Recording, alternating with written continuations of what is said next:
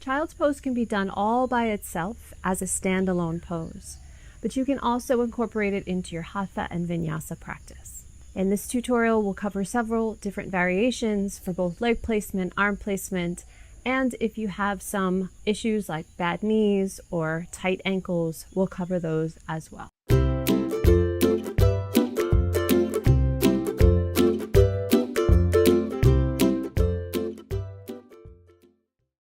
So to get started, come on down to your mats. And we'll talk about the leg placement first. And we'll start with the legs in parallel. The knees are generally in line with the hips, and from here you just simply fold forward, letting your torso melt. Arms can stretch forward, and the head gently melts down toward the mat. That's your first variation of leg placement. The second placement of the legs would be with the knees at about the width of your mat apart. If you do open up your knees, the big toes touch underneath, and then you gently bring the sit bones back towards the heels. From here, you melt forward into your child's pose. Now, in this wide-legged variation, as you can see here, I'll turn myself so that you can see me. The torso melts right between the legs. So this gives you a little bit more space. It also opens up the inner thighs a little bit more. So you may find some sensation there, some stretching there. Okay, so now that we've covered the leg placement, now we'll move on to the arm placement.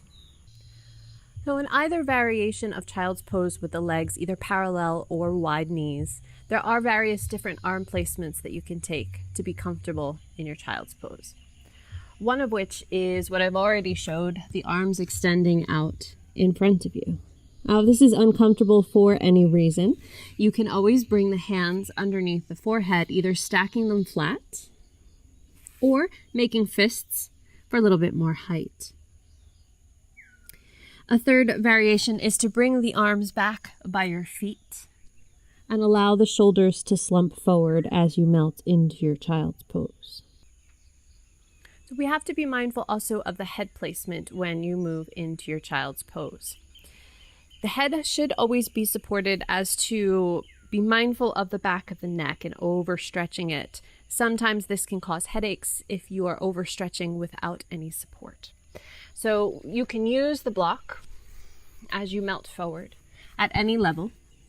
You can bring it to the low level, the middle level, or if you want no inversion, then you can come into the high level.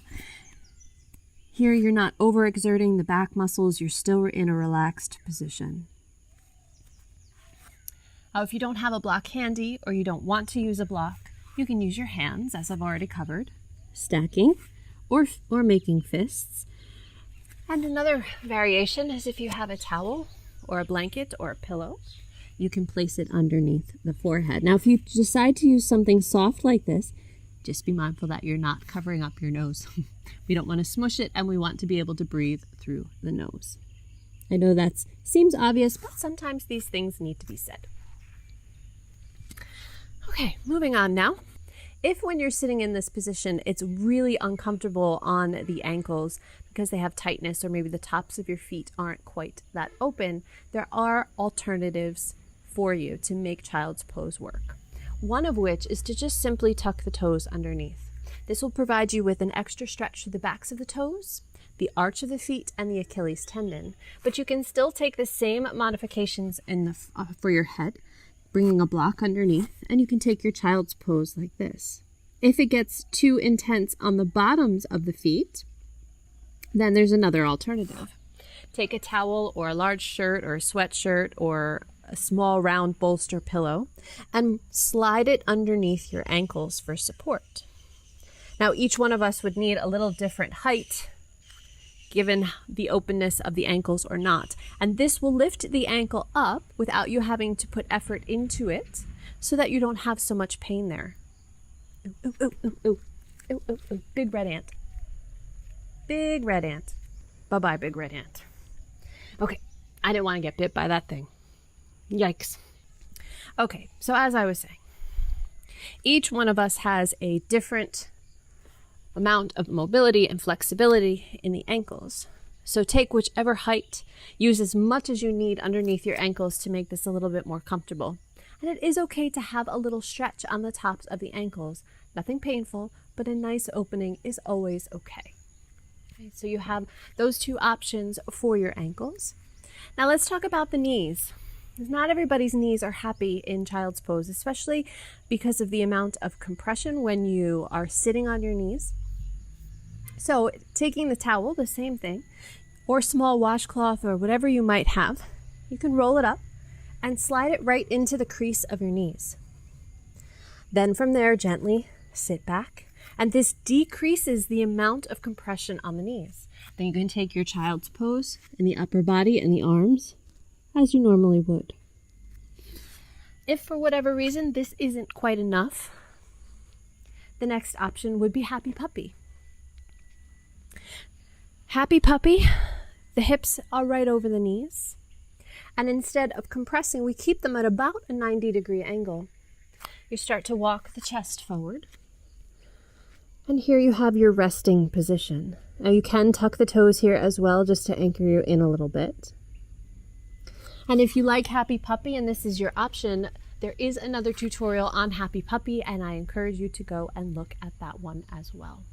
And the last topic that we'll touch on for child's pose is, what if you have shoulder issues and you can't really extend the arms up overhead? What do you do?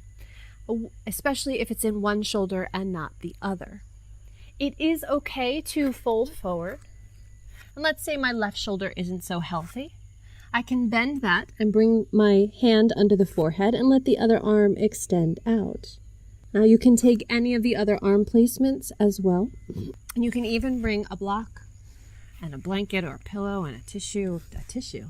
No tissues. And rest on your props. And you can bring your arms wherever they feel the best, wherever they feel comfortable.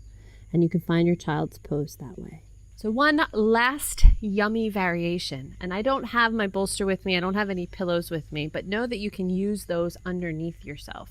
So I'm using my block and my towel here underneath, but feel free to pile bunches of pillows, blankets, whatever you might have underneath you to support your torso.